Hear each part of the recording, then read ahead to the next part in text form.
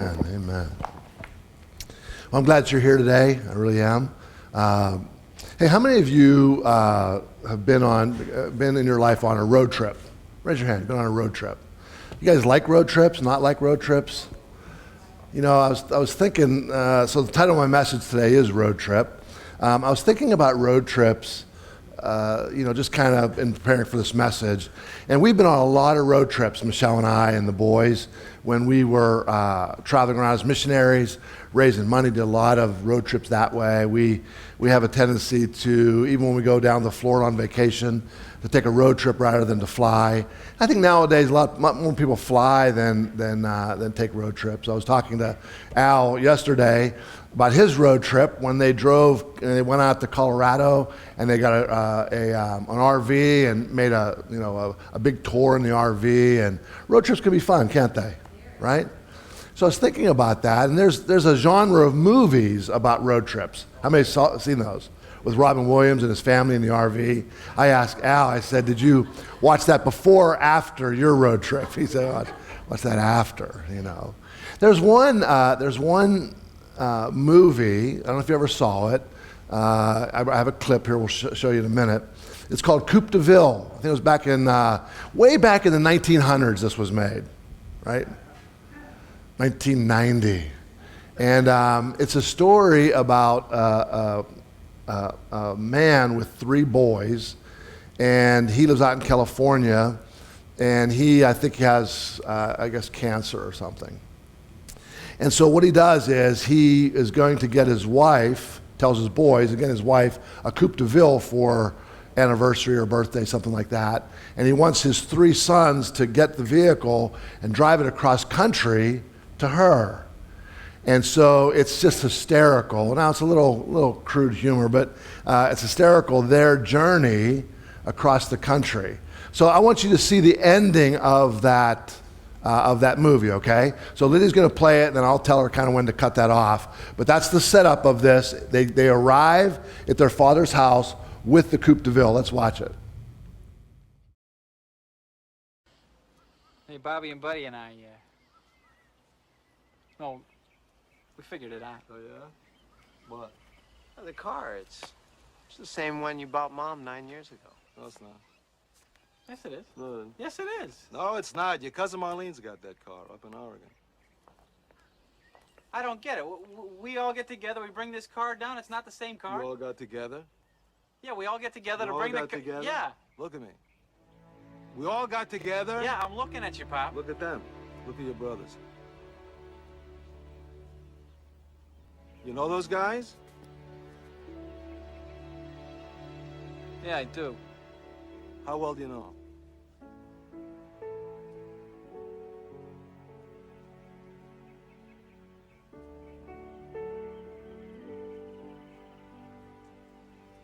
Very well. Good. We all got together. It's not about a car. I don't give a damn about a car.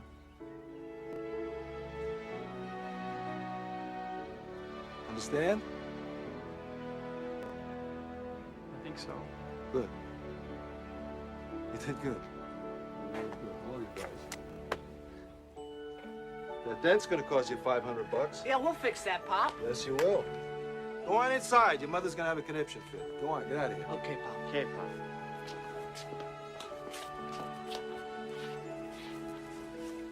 Hey, Pop. Yeah.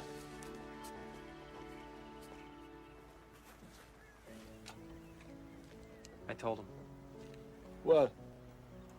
about you.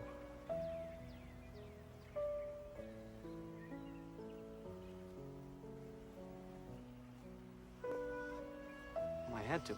Good. I knew you would.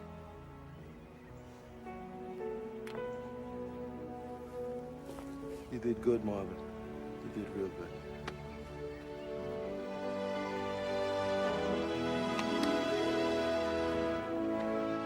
It's a great movie. You should watch the movie. And now I spoiled it for you. you know the ending. But so I was thinking about road trips, and their whole trip is just one problem after another, and difficulties and fighting and all sorts of things. And I was thinking about some of the road trips that we've made. I remember one time we were coming back. We were living in France, and we were driving down a mountain after kind of a long road trip. And I can't remember. I think it was it Brent that was saying, was it Brock? Had a back. He said, my back hurts. And I go, your back hurts? He said, yeah, my back hurts. And I said, well, I don't know what to do. And I said, here, I had this coat. I said, here, take my coat and kind of lay on it. And he goes, Dad, my back hurts. So I'm trying to rub his back as I'm driving, and I'm thinking, how's your back hurt? Then all of a sudden, he threw up over everything, all over my coat. It was a leather coat, all over my coat, ruined the coat and everything. And why can't you tell me it was your stomach? I would have pulled over. I mean, backache. I didn't think you were gonna throw up. And we all have stories like that, don't we? Right? When I was young, we used to always drive to Florida, and we always had station wagons. I remember station wagons, right? I laid in the back of the station wagon almost the whole way to Florida, and the sun coming in the window, I got third-degree burns on my legs. I'm not kidding. There were blisters, bubbles all over my legs. So I spent the whole time in Florida just in my bedroom with ointment and stuff on my legs and everything. Yeah, it's crazy, right? I mean, but I was thinking about road trips, right? And there's different stages of road trips, aren't there? Like the first stage is let's go. Isn't that right? Let's go. And a lot of times there's one person leading that let's go. Maybe you experienced that this morning, right? Somebody, let's go, let's move it, let's get out there, let's get in the car, right? And somebody's still cleaning up. I'm not going to say who would be cleaning up the last thing in the house, while everybody else is getting in the car and so forth. But that's kind of the first stage. You're excited, right? And you're ready to go, and you're just anticipating the trip. And then, as the trip starts to progress, how many have this person in their car? Are we there yet? Am I right? Yeah. And it's not necessarily always the youngest. A lot of times it is. Are we there yet? Or how long is it going to take? Especially if you don't know the journey, you don't know where you're going or whatever. Are we there yet? I don't know how many of you are that person. And then there's always a time during the trip, I think, especially depending on how long it is, when someone, or maybe everyone, you have this feeling of, I got to get out of this car, right? I mean, I just got to get out. I mean, I just can't go on any longer. I need to get out of here. And then there's the end of it where you'll never forget. Isn't that true? You'll never forget the trip. Michelle and I were in missionaries we were in language school in France, and we drove up to Brussels to see her father, and her brother, the oldest of the three brothers, all the younger than her, came to Belgium to see us and to see his dad, and they had two kids at the time. We had Brent and Brock, and one of theirs was a baby, and so it was Christmas time, stayed into New Year's, and we decided to take a road trip to Paris for New Year's Eve. So we drove the 3-hour drive to Paris, and we get there, and there's really no place to park, but it's okay because the metro just is all over Paris, from the Beltway all the way around it. So we parked the southernmost tip of the Beltway and got on the metro and took the metro into the central Paris, where the Eiffel Tower is, and the Champs-Élysées and so forth. And we had a great time, and they had a baby in a stroller. That was okay, and there's tons of people all over the place, and it was a good experience. We stayed, and the fireworks, watching the fireworks over the Eiffel Tower was beautiful, and then it was midnight, after the fireworks, and we decided to start heading back. So we walked to the very first metro stop, and we walked. It's down inside. We walked down in there, and we get there, and it's already kind of crowded. And when we got down there, we're maybe third in line for the train. And all of a sudden, I mean, people just start pouring in, to where the whole platform down there is full. The steps coming down are full. People are waiting, and I'm thinking to myself, I'm laughing. I'm talking to Denny, my brother-in-law. I said, these people are never getting on this train. What are they thinking? There's not enough room on the train. They're never getting on. And I'm laughing at them. The train pulls up, It is absolutely packed, the train. The doors never opened. It stopped, and it just kept going. I'm thinking, I think it happened twice. Finally, we said, we got to get out of here. We got to walk to the next one. Walk to the next one, it's closed. Walk to another one, it's closed. So for the next 3.5 hours, pushing a stroller, holding a baby, we walked in freezing cold down to our car to get in the car to drive 3 hours back to Brussels. And I remember thinking, this is the worst trip I have ever been on in my entire life. My entire life. You know, I said, I'll never do something like this again. This is miserable. You know, you're walking for 3 hours. Of course, you know, when you're there, you're, you know, drinking things and eating and stuff like that. And so you have to go to the bathroom. Like, there's no place to go. Everything's closed. It was terrible. Sometimes it takes a few years, 2, 3, 5, 7 years, before the memory of that starts to become interesting. And you tell the story, and you remember it somehow fondly. Isn't that true? Right? Even though it was a difficult time, sometimes it takes a while. So why am I saying all this? Well, it's because when Jesus shows up and he calls his disciples, he in a sense, in a manner of speaking, he calls them to go on a road trip with him. And for some 3 years, they road tripped together. And so I wanted you to get the image of road trip in your mind, because there's all sorts of things that happen on a road trip. Great things, annoying things, right? And we read that in the story in the Gospels. So when we're going to be looking at this in the Gospel of John. Now, the Gospels, just so you know, the Gospel of Mark was the Gospel that was probably written first. Most certainly it was written first. And it's sort of like the bland kind of the story of Jesus, right? If you think of it in terms of food, it's just like, a hamburger or something, just kind of plain and simple, right? And so that's Mark's gospel. And Matthew comes along, second one written. And Matthew's saying, that's great, you told the story, and that's great. He said, but you missed all the Jewish parts of it. And so Matthew kind of takes Luke's gospel, right? And he kind of says, that's good, that's a start. And he adds to this, right? And he adds to all this Jewish stuff. So that's sort of like the ethnic food, if you want to look at it that way, right? And then Luke comes along. Luke's the next one. And Luke's gospel said, listen, those are great, but listen, you kind of were loosey-goosey on all the details. He's a doctor, right? Very regimented. And he said, I want to lay this out, a little bit better. You guys kind of flop around and you forget things, and I want to kind of lay it out, right? And that's like the baking, right? Where, cooking's one thing, a little bit of this, a little bit of that. Baking, you follow this many grams of this many grams of this. Am I right? But then you come to John's gospel.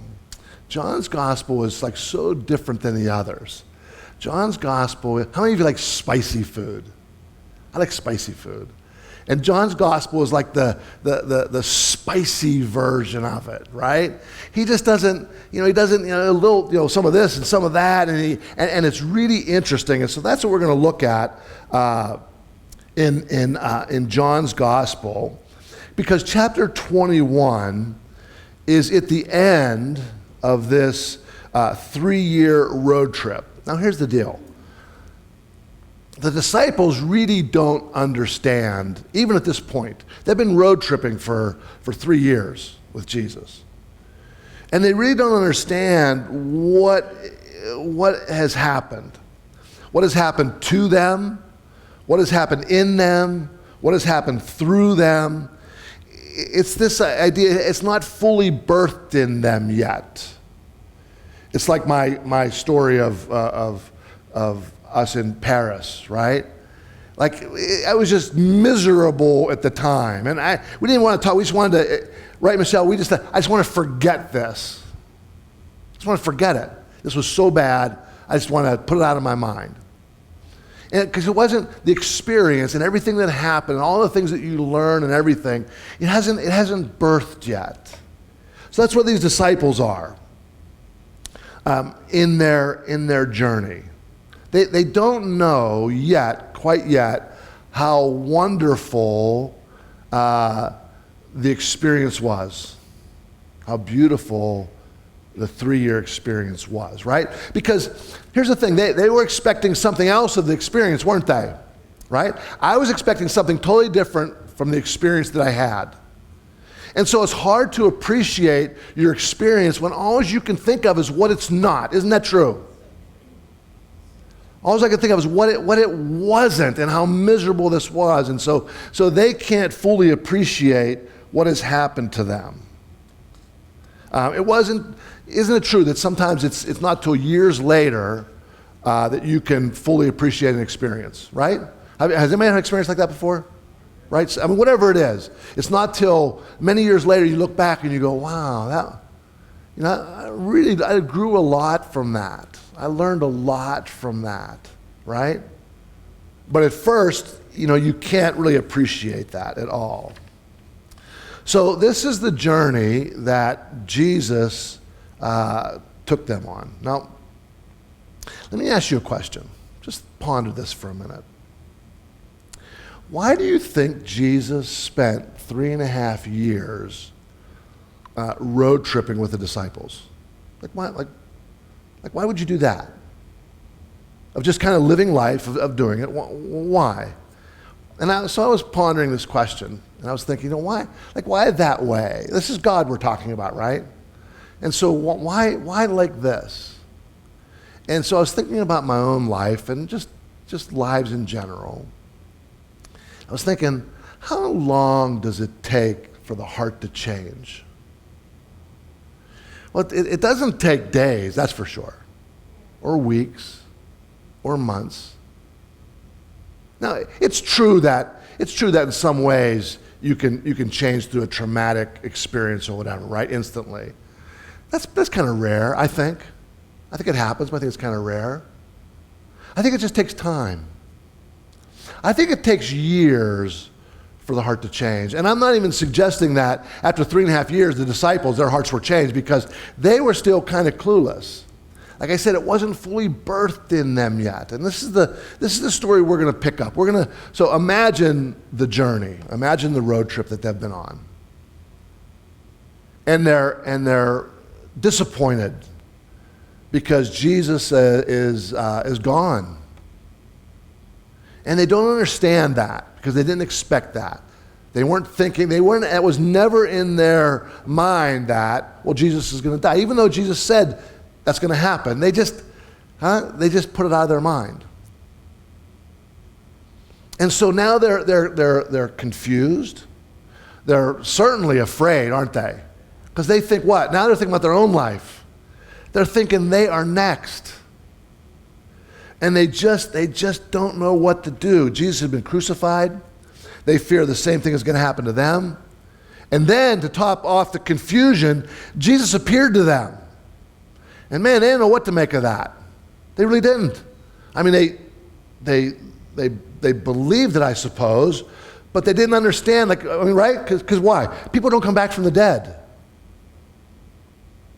And so they didn't know what it meant. Not only did they not know what it meant, they didn't know what to do next. Isn't that true? They just didn't know what to do next. Their whole world was upside down. So this is where we pick up the story in John, okay? That's where we pick it up. That's right there. So here we go. I'm going to read it to you, and then we're going to talk about it. And I'm going to try to draw a few things out of the story, right? Just a few for us today, for us to live today. Not everything, right? There's tons of stuff in here. Just a few things that maybe they'll help us a little bit, okay? So, it says this, I'm going out to fish, Simon Peter told them. So they're in this room, right? They're dazed and confused. So Peter says, you know what? I'm just going to go back to doing what I know. I'm a fisherman. That's what I'm going to do. He says, I'm going out to fish. And they said, we'll go with you. Key. If you're underlining, you're writing that down, write that down. We'll go with you. So they went out and got in the boat. But that night they caught nothing. Early in the morning, Jesus stood on the shore. But the disciples did not realize that it was Jesus. And he called out to them, "Friends, haven't you any fish?" "No," they answered. He said, "Throw your net on the right side of the boat and you'll find some." Anybody remember that happening one time before? That's how he called Peter, right?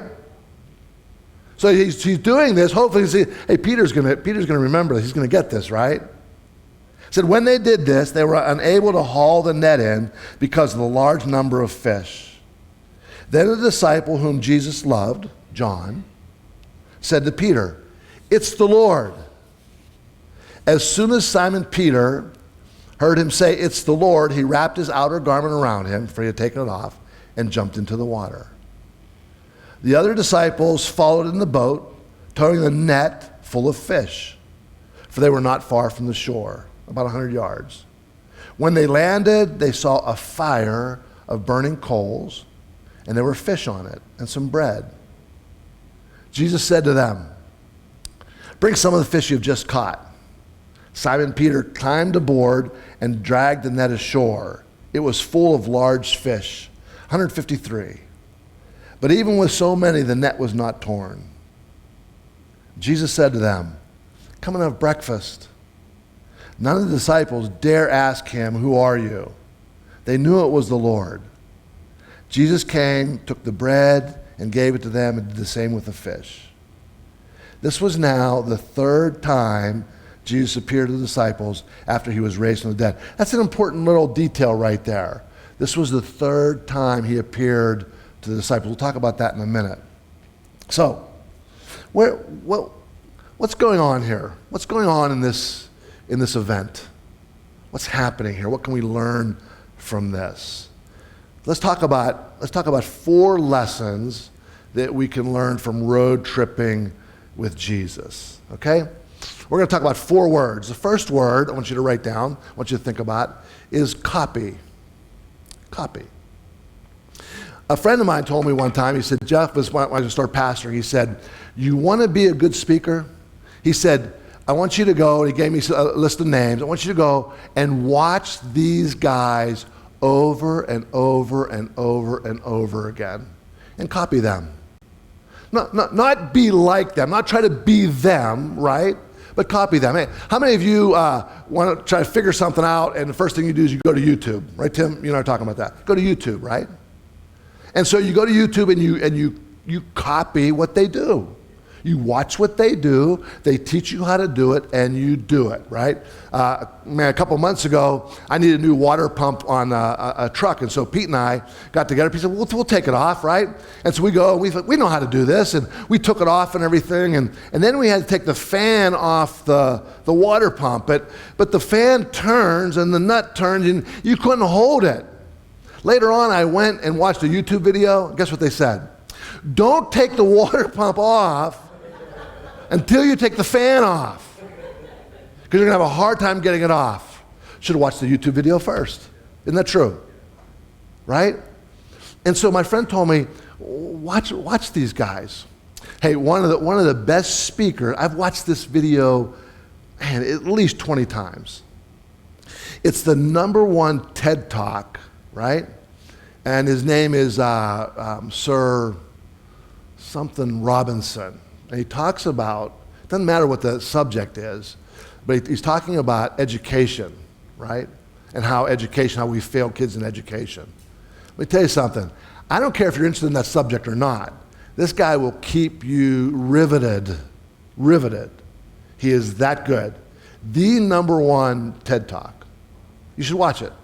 Just to watch him. And so I watched this over and over again. Why? Well, my craft is speaking, and I want to be the best speaker I can be, right? Because content is great. You have to have good content, right? You have to have good content. But if you can't communicate, people tune out, even if it's good content, right? You ever watch, Michelle likes to watch those singing shows like Voice and American Idol, stuff like that. Sometimes they'll tell a singer this: you could sing the phone book. Have you ever heard that? Right? You're so good, it doesn't matter what you're singing, you're that good. You're that good. And so, watch this. I told you to circle, to underline this, right? Peter says this, I'm going fishing. And what do the disciples say? We're going with you. Hey, if you're typing notes or something like that or whatever, write down that 4-letter word, with. With. How many times have I talked about that idea, that concept here, about being with? Being with. After 3 years of road tripping with Jesus, I think the disciples learned the power of this small word, with. With. It's what Jesus was teaching them. One of the things he was teaching them all along was the power of this word, with. So for 3.5 years, they were with Jesus. They didn't know what to do. Peter said, I'm going fishing. We'll go with you. Listen, let me just tell you something. Across the board, not just Freedom Life Center, but across the board, do you know the average church attendance is 1 Sunday out of 4? That's the average right now. 1 out of 4. Now, I understand there's a lot of reasons why pastors want to get people into the church and everything, right? A lot of, maybe not so, great reasons, right? But I know this. It's an important place to be. Important place to be with others on the same journey and what we're learning. And listen, this isn't about condemnation or anything, but I think we take it too lightly. We take it too lightly. And we go, well, it doesn't really matter, right? Or like even now. Now, I get people staying home because they're, quarantine and all that kind of stuff. Actually, I don't get it, but anyways, you know what I mean, right? And I could stay home and watch it. And well, you can, but there's something different about being here, right? And participating in music together, right? Of being part of something else. Let me tell you what music is. Music is, in church, it's a culturally subversive act of mutual submission. That's what it is to me. Let me explain that to you. Culturally subversive, because our culture says, have it your way. Isn't that true? Right? Think of any fast food place, have it your way, whatever you like, however you like it. And so we have churches today. You want country music, go to this church. You want this kind of music, go over there. You want contemporary, you want hymns, go. You can have it your way. But I think, and I've said this before in here. Steve remembers it. Where's Steve at, anyways? He watches it. Hope he's watching online. Right. He said, I watched online. No, it was online. You were watching something, right? Anyways, culturally subversive. You know why? Because you come in here and you start singing and you might say, I don't like that song. And I always say, you don't like that song. I don't care. Sing anyways. I'm not a good singer. Yeah, you're right. You're not. But sing. Everybody stand. I don't want to stand. Yeah, stand. It's okay. Stand. Culturally subversive. Do something with everybody. Be part of something bigger than yourself, right? They're singing that too fast. Yeah, maybe. Sing anyways, right? Culturally subversive act of what? Mutual submission. No, you think I'm making this up? What does the Bible say? Submit to one another. Submit to one another, right? In so doing, what? You're behaving in a godly way, submitting to one another. We're big on the submit. Guys are big on the submit part, aren't they? They see, women, submit to your husbands. Submit to one another. And this is one of the ways we learn that. We learn this act of submission. So we come here and we're together. And we learn to, right? So this copy, the whole thing for 3.5 years, what's Jesus saying? Live like I live. What did Paul say? Paul said, follow me, copy me, be like me as I be like Jesus. So they're with him for 3.5 years and they're watching him. They're watching how he lives. And so they learn to be with him is to do what he does. And so in this we see Peter says, I'm going to go do this. We're going to be with you. We're going to be with you. So copy. Copy. I think there are two kinds of people. There are those kind of people that when they face a difficult problem, a tragedy in their life, they're scrambling, looking for someone for help. Right? Scrambling. Where can I go? Who can I talk to? What can I do? And then there are those people who their life is all about with. And when a tragedy hits, they don't have to look anywhere because there's others who already see it and are already there for them, with them. Isn't that true? Right? You know it. You know what kind of person you are, right? If you face a hard time, somehow people just know, they find out, and people come around, they're there to help you. Or maybe you are one of the others. Maybe no one ever knows, and maybe you're wondering, why isn't anyone here to help me? And you're trying to find someone to help. Well, this is the power of being with. The power of being with. The second thing, the second word I want you to write down is water. Water. What the heck, water? Anybody afraid of the water? Anybody? Nobody here afraid of the water? Good, good. Some people are deathly afraid of the water, aren't they? Right? So I told this story here before. Let me tell it again. We went to Ohio Powell. My friend Jeff was up with his wife and took my boys and everything. We went down to Ohio Powell and we went whitewater rafting. Well, there were more of us that could fit in the big raft, and so my friend Jeff says, we're going to rent a ducky. You know what a ducky is? Ducky's a blow-up canoe, right? Blow-up canoe. Sounds good. Luke, you guys have one, don't you? Getting a blow-up canoe. It's nice on a lake. Get on a lake, blow-up canoe. Oh, this is nice.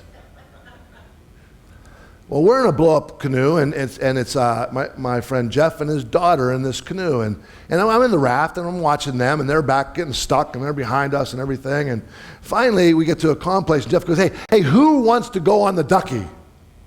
Right? Says it like with a spark in his voice. Who wants to go on the ducky? Like it's a lot of fun. He wanted to get the heck off the ducky. Brock goes, Dad, let's go on the ducky. I go, okay. I've never been on a ducky before. We go on a ducky. We get on that ducky. It's blow up. It's filled with air. Plastic filled with air. And so we're going down. We hit the rapids, right? That's why you're there. We hit the rapids. I think the first rapid, I'm terrified. I can't show I'm terrified because Brock's on there. And we're trying to navigate this water and hitting rocks. And we got caught up on this one rock and getting off of it. And I'm thinking we're certainly going to tip over and be in the water and everything. And finally we come out of the rapids. I'm going, oh, thank God. I wanted to say, hey, who wants to go on the ducky?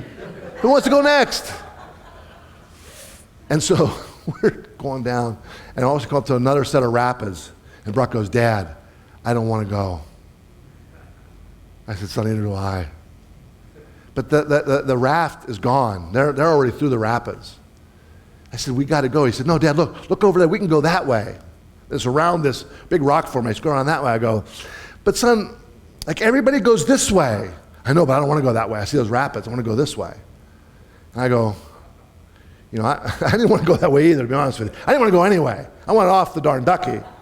And so we go around, and it is, so you know how when water's spread out like that over the stuff, when it gets narrow, what happens to it, right? If water goes through a big pipe into a smaller pipe and a smaller pipe and a smaller pipe, pretty soon it's rushing crazy through it, right?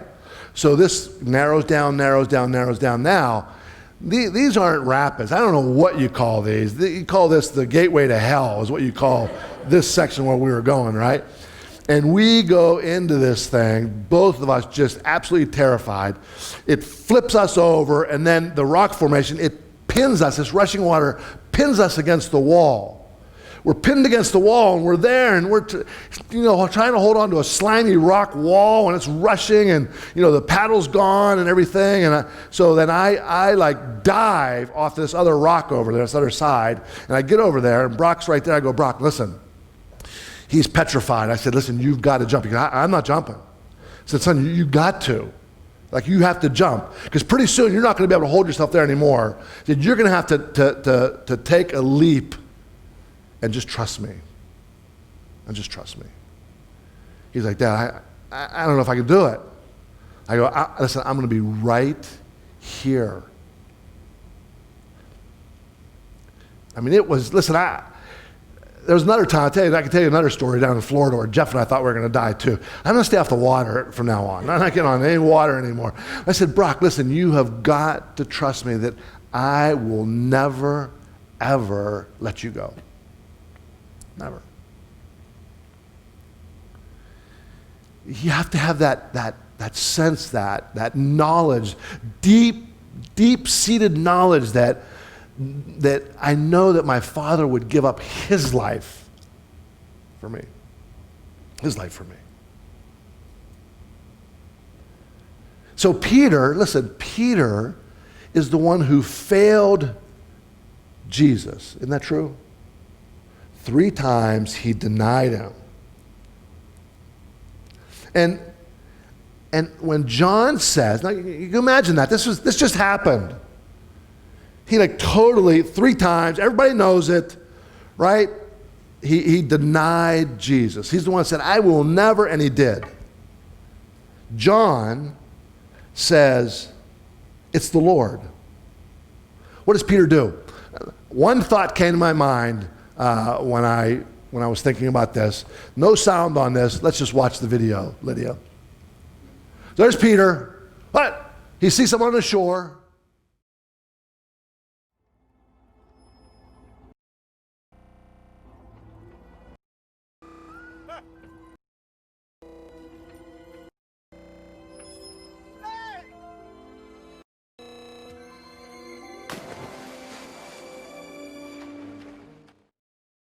Right? I can't believe I'm going to go to him. He just jumps right off the boat. Right off the boat. You know, there are some, to me, there are some telling signs when, that lead me really to have strong faith that the stories of the Bible, I mean, not every story is meant to be true, right? But there are some markers that show me that this story is true. Let me tell you what this one is. You ever watch a movie when there's someone in the water drowning and somebody goes running in to help them? Everybody see those kinds of, what are they doing as they're running into the water? What are they doing? Taking off their shirt, kicking off their shoes, right? What does the Bible say Peter does? Peter grabs his big heavy cloak, big long draping, puts this thing on, and then he goes in the water. That's like the dumbest thing in the world. Like, why would you do that? And why would you say that? Well, you'd only say it if what? If that's what he did, right? Why did you add that? Well, that's what he did. He reached and grabbed his big cloak, big parka thing, and he jumps into the water. It's going to pull him down, it's going to drown him. So I read that and I think, what a great detail. What a great detail that's there. There are other times, right, when women are mentioned in the Bible in a place where, in that culture, you'd never mention women because it would be pointless. Why would you mention it? Well, it's because that's what happened. I don't want us to say. If I was making up, I wouldn't do that. If I was making this up, I wouldn't say he did that. He stripped down to his Speedos because he'd be nice and slick, and he went in right after Jesus, right? So, what did Peter learn during his 3.5 years road tripping with Jesus? It's this for us. I want you to know this. How many of you have failed before? We all have. Even after failure, Peter learned this. It's always better to pursue Christ with passion. Always better. Now, I have heard it said, and I've said before too, this Christian life is not a sprint, right? It's more like a marathon. But let me just tell you, there are some times when you get a glimpse. I'm not talking about literal, right? But when you get a glimpse of Jesus, there's sometimes when you just have to just jump in the water. You just have to go all out. You have to pursue with everything a passion that is someone else doesn't even understand. There's sometimes when I hope that you have times like that in your life. You can't sustain that. You can't live like that. But it's important that we have moments like that. To pursue him with a great passion. Well, it's easy to do that when you know that he is for you. Isn't that true? When you know that your Father loves you, and your Father would do anything and everything in his power to keep you safe, to protect you, to love you. You can make that jump, can't you? You can trust your Father when he says, I'll catch you. And if by chance I miss you in the catch, I'll be in the water right after you. Nothing's going to happen to you. I'm going to do everything in my power. It's easy to jump off that rock into his arms when you know his love. The third word I want you to write down is cooking. Cooking. You can also write down cooking, eating, hospitality, serving, maybe with emphasis on serving. The other night we had an impromptu meal group at my house, and Dominic's came over, and we got these lobsters down at the strip for like $7 a pound, and we came and we cooked the lobsters and made some mac and cheese, and it was all great and everything. But let me tell you something. I don't know if you know me, then you know that I love to bake bread. I like to make artisan bread. I just love making bread. Lydia, show some of my bread there. There's a couple loaves of my bread. It's really good stuff. And so I love making it. I really do. But you know what I love more than making it? The other night I had a loaf and I cut it open and they were dipping it in oil, and I said, oh, this is so good, right? How many of you growing up had a mother or a grandmother or a friend's mother that all they want to do is feed you? Anybody? Go over there. So all they want to do is feed you, right? Oh, you have to have something to eat. No, you have to have something to eat. And they make you something, they put it out there in front of you, and you have to eat it. You know, I'm not even hungry. No, you have to eat, right? You have to eat more. You're not full. Come on, eat more. And I used to wonder about that. And then I was thinking about my bread. I grow my own yeast, you know what I mean? It's natural, it's flour and water, and it's natural yeast, it's not packaged yeast, and I take the time. It takes 3 days sometimes to make a loaf of bread, make a couple loaves of bread.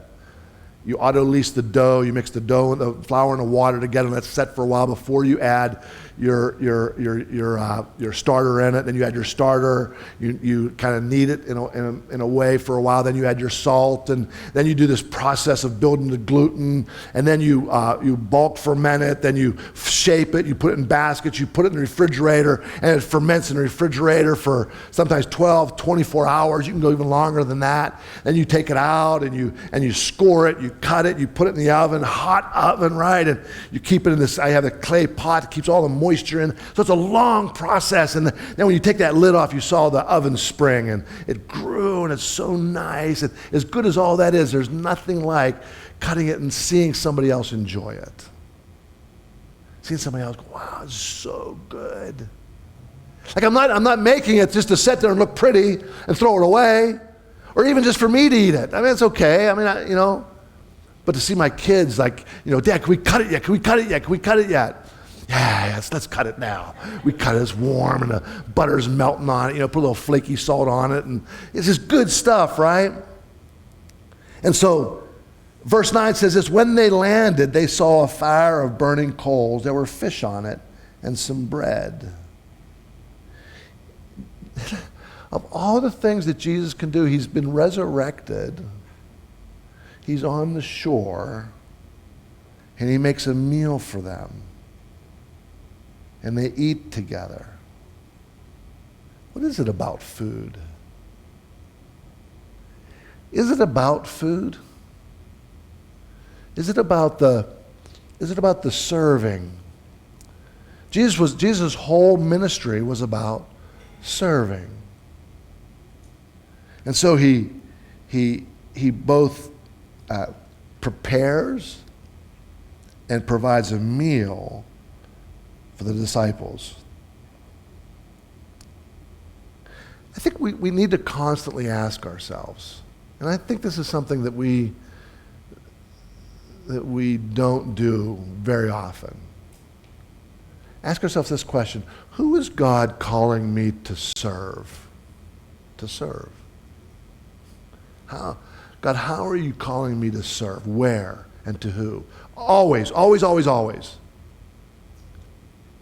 Because I think it's one of the lessons that Jesus over and over and over and over again was teaching the disciples. Serve, serve. He even told them, I didn't come to be served. You misunderstood why I'm even here. I came to serve. So I'm trying to teach you. If that's true, don't you think we should be asking ourselves, God, where? Where should I serve? Not should I serve, where should I serve? Who should I serve? The last word I want us to look at is the word comfort. Comfort. Peter's kind of this, I don't know, maybe this is too strong of a term. He's almost kind of this bipolar guy, right? He's got the highs and he's got these lows. Jesus, I'll do anything. I'm your man, to denying him. He's just up and down, right? And so he denies him, and he's out, and he sees Jesus, and he comes in. I can just picture Peter come in. You guys, you're not going to believe it, but I just saw Jesus. What do you mean you just saw Jesus? No, listen, I did. Peter, you are gone.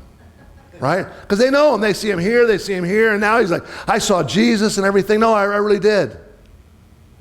And you know, they have a difficult time. They think, you know, maybe Peter's, you know, suffering from heat stroke, right? And what happens? What happens in that instant? Jesus shows up. And then Thomas gets a pretty bad rap, doesn't he? Thomas is like, you know, I have to see the nail prints, right? Does Jesus rebuke him? No, he doesn't rebuke him at all. So in verse 13 and 14, listen to this. Jesus came, took the bread and gave it to them. He did the same with the fish. Now listen, now was the third time. Now, this wasn't the third time he appeared. This is the third time he appeared to the disciples. He's appeared many times to big groups of people. This is the third time he appeared to the disciples after he was raised from the dead. I just want you to know, even the most committed followers of Jesus need reassurance, need comfort. And he's doing it for them. Listen, they're scared, they're confused, they don't know. He said, I'm going to comfort them. This is the third time that he appears to them. And imagine, this is people who walked with him in bodily form. If that's true of them, that they needed comfort, they needed assurance. Not even assurance, they needed reassurance. If it's true of them, it's certainly true of us. It's certainly true of us. So how does that happen for us? Let me tell you how it happens. It happens by, certainly this group, but it happens by us gathering together in small groups. That's why Michelle and I and our team, that's why we're constantly pushing small groups, right? Get together. And so we won't get together and you know, we kind of force it. We do meal groups, right? And Carl has small group Bible study, and some people still resist. That's when the comfort takes place, right? It doesn't always in the big group, but in the small group it does. You have a lot more opportunity for intimacy and getting to know one another. So Jesus goes on a 3.5-year road trip with the disciples. I think road tripping is good, don't you? I think we need to think about our life and say, how can I road trip with Jesus? Because I want to be more like him. Let's stop there. Why don't you stand with me?